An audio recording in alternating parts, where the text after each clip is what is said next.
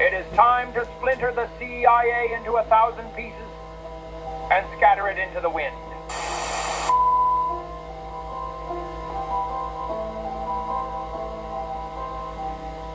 What's up, guys? It's Benny. I lived in Washington, D.C. for 15 years. It's a pretty small town. You get to know everyone. There's a director-level position who called me into his office in the first Trump administration. It was at the end of the Trump administration. Closed the door behind me, sat down with a big sigh, goes, "You know, the deep state is very real, dark, evil, and satanic. And they're operating right now in this building. And I'm helpless to fight them."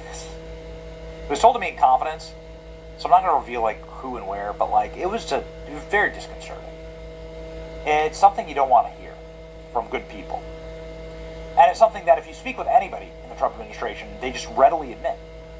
There are evil forces that act on our federal government and cover up secrets and do unspeakable things like murder presidents on camera.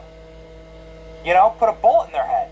They try to do it with Trump, and on-air live TV execution, they accomplished it with JFK. Judge Napolitano, it still puts ice in my veins listening to this. Judge Napolitano asked Trump, "Yo, why didn't you release all the JFK not files?" too well, and he went off into a tangent about what he thought happened with the election. I said, you made a promise to the public many times and to me privately that you haven't kept. What? I'll take care of it right now. I said, you promised you would release the records of the JFK assassination. He said to me, "Judge, if they showed you what they showed me, you wouldn't have released it either." And I said, "Who's they and what did they show you?" And then he said, "Judge, someday when we're on the phone," and then he raised his voice, "and there aren't 15 people listening to the phone call," back to a normal voice, "I'll tell you." Oh my God. I mean, this makes it sound even worse. Who are they? Who are these people? These people, putting the fear of God in Trump, right, over this kind of stuff based on everything we know about Trump. The guy survives the assassin's bullet. Man, it's crazy. RFK speaking about, of course, his uncle's murder. Astonished that Trump didn't declassify him because he promised to during the campaign. That was Mike Pompeo who did that. Yeah, and that I talked to President Trump for the first time about that this week. And what did he say? He said that Mike Pompeo begged him to. And I don't think I'm telling tales out of school here. No, I think he told the same thing to you. That's true.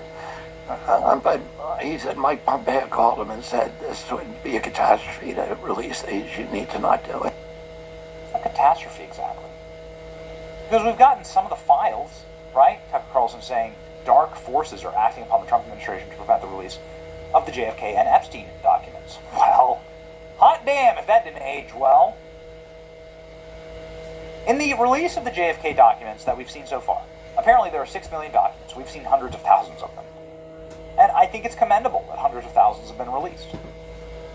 It created a constellation of what really happened. You can see various foreign intelligence agencies. See that Israel was pissed off at JFK because of the nuclear program, and that his entire CIA was sabotaging him, that JFK's CIA was acting against his orders. You can see CIA black operations all throughout the world, like black ops operations. You can peer right into them. Biological warfare that the CIA was engaging in Cuba, for instance. It's crazy. Operation Mongoose, look it up. Nuts. So there's a lot in there. It's not like there's nothing in there. There's one piece that was missing, which is, what is the direct CIA's involvement with the man who they claim killed Kennedy, Oswald? And lo and behold, we finally have a little piece of that missing information that took a little while to get out, but now here it is. Shadowy CIA operative interacted with Lee Harvey Oswald months before JFK assassination. Let's go. A shadowy CIA operative specializing in psychological warfare interacted with Lee Harvey Oswald ahead of Kennedy's assassination, then ran interference against congressional investigators probing whether a U.S. spy agency was connected to the killing, newly disclosed documents show. Well, what is this? CIA officer George Janitas assumed the alias of Howard Gebler in January of 1963, and he led an American effort to infiltrate anti-communist Cuban student groups in the year leading up to JFK's killing. He interacted regularly with Lee Harvey Oswald. He led the Miami field office and was involved in false flags, like Operation Northwoods. The CIA was planning on bombing the United States of America in order to spark all-out war with Cuba, blaming it on Cuba. He then lied to Congress. The CIA is like the pit of hell, man. The CIA is the pit of absolute like blackness and evil in our federal government. He lied to Congress. Junitis, the same guy that interacted with Harvey Oswald, was assigned to the CIA's liaison, the House Select Committee on Assassinations, as it probed the president's murder in 1976. He openly lied about his identity. This is crazy. So now the CIA is just effectively giving him up. He won a medal, by the way, from the CIA for intelligence work. Thursday's release is just one of a trove of information to emerge the government works through a mandated disclosure related to JFK files. This is crazy, man. This is crazy. Previous releases have indicated the CIA knew more about Oswald than they told the public after the shooting, the documents disclosed in March, showing that 3 top CIA officials lied to investigators about their knowledge of the assassination beforehand. We should look at that. CIA is totally and completely compromising. The CIA admits shadowy officer monitored Oswald before JFK assassination. For the first time since President Kennedy's assassination, the CIA has admitted that they had officers specializing in psych warfare that were running Lee Harvey Oswald. Like at this point, you just have to like straight up admit that CIA was operationally in charge of the assassination of JFK. Mm-hmm. You can see here the submitted statement from the CIA, pointlessly long and laborious, but properly reduced here. The Junitis file is damaging to the story of lone gunman because it shows that Oswald was not lone in the sense of acting unobserved. To the contrary, he was monitored by senior CIA officers, the Miami branch chief Junitis, who got a medal for his handling of the operation. For the first time since JFK's assassination, CIA admitted that they had an officer who was running, just assume that, running Oswald. Former CIA whistleblower reaffirms my belief that JFK indeed was removed by CIA elements. It's very interesting. Very, very interesting. He knows that's why it was kept. He knows that's why it kept so long. James Angleton maintained a file for years on Oswald prior to 1963. If Oswald had indeed traveled to Mexico City, met with American CIA, and be curious about it, likely behind this cover-up. This is the direction. See, it has always been hidden at the CIA what it was. It explains Napolitano and his interview with Trump. Trump saying, like, if they told you what they told me, then you would have hid it too, right? Goodness gracious. CIA officer had contacts with Oswald. CIA officer George Junitis, there he is, right there, oversaw a covert anti-Castro group, which had direct encounters with Oswald. Oswald worked with them. He was running Oswald. What it is. Psychological warfare operation against Lee Harvey Oswald. Disclosure was hidden in a batch of 40 documents concerning Officer George Junitis. Indicates the CIA lied for decades about his role in the Kennedy case and after the assassination. Why lie? You know, why do you lie about it? Lies cost you, right? Lies are tough. They're tough to maintain. You have to be creative about them. Why lie? Because you have something far worse to hide, right? You don't lie for nothing. CIA spy met JFK killer before tragedy and lied to Congress about it. Psych warfare officer. Classified docs. Crazy. 62 years later. So everyone's dead, right? Even the children of these people are grandparents at this point. Yeah, so everyone's dead. Incredible, the CIA actually gave a medal to their operative after he helped protect the agency from being exposed for his connections to Lee Harvey Oswald. The question now is how much did the CIA know about the imminent 1963 assassination plot?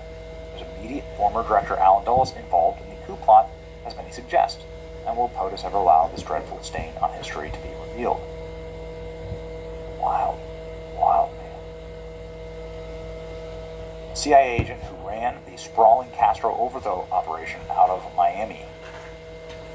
He was assigned to CIA to spy on and obstruct congressional investigators in the 1977 House Committee assassination investigation. So much of this stuff has connections to Cuba, CIA, John F. Kennedy.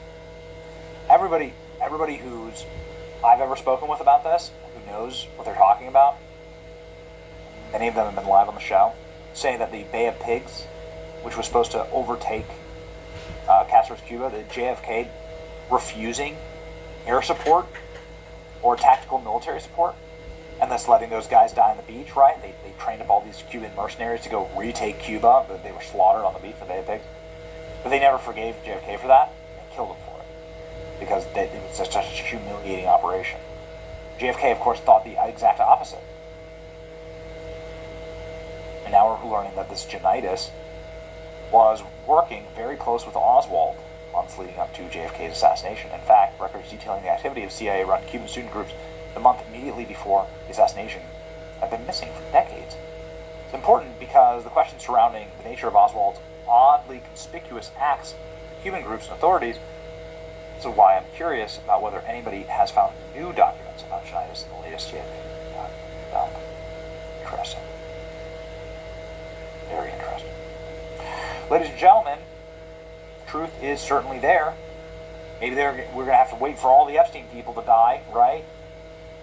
They're finally releasing this and admitting little bits and pieces after all these guys are dead, right? Can't charge anybody with this. But, nonetheless, we're happy for the truth. Thrilled that someone is telling the truth here. Okay. Maybe a little faster next time? And you wonder why we push so hard for the Epstein disclosures, right? Look at 62 years later. Bastards. It's your boy Benny. Like, share, and subscribe for the truth. Be fun for you.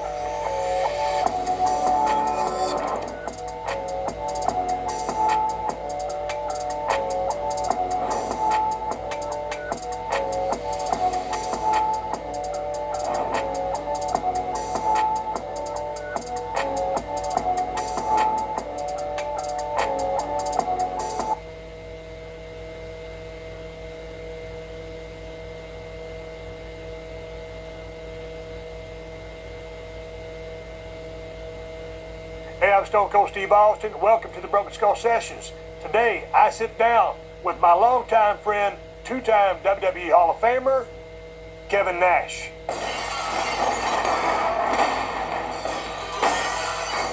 Hey, hello there. How are you? Good, man. How you doing, buddy? I'm good. I appreciate you coming all the way out here in the middle of nowhere. I'll wait for you. Hey, can we just go ahead and pop one? Because I got notes here, but you and I have talked so many times. We've booked the territory so many times. I just want to keep this one a little bit on the loose side. Yeah. You good with that? I'll go with that. Cheers. Cheers. Dude, how long has it been since we known each other? We met in 90 or 91? 90. We was down here at WCW. I got the call up from USWA. Dusty was interested in me. And for some reason, somehow, whatever happened, I guess she was part of the Master Blasters. We crossed paths. I think I said something to you. So you was so goddamn big back, you're still big, but back in the day you was 330. And I said something to you or whatever, and we just kind of... I think you said I was a drizzler. Yeah, but dude, like we're all into lifting.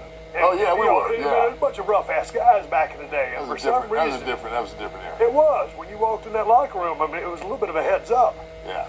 So, but we hit it off, and man, when I look through the years at all the things that we've been through down here in WCW, I mean, we traveled together.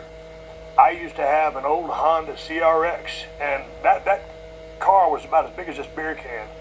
And when I tell people that story, those cars are so small, they're like, well, how did Kevin fit in there? He's 7 feet. But dude, when you put the seat way back, you had plenty of leg room. I drive a 05 Mustang. It's the same thing. People say to me, how the hell do you drive a 05 Mustang? You couldn't put a Chihuahua behind me. Yeah, but the thing about it was, when I pulled the CRX over and you got out, you kept getting out.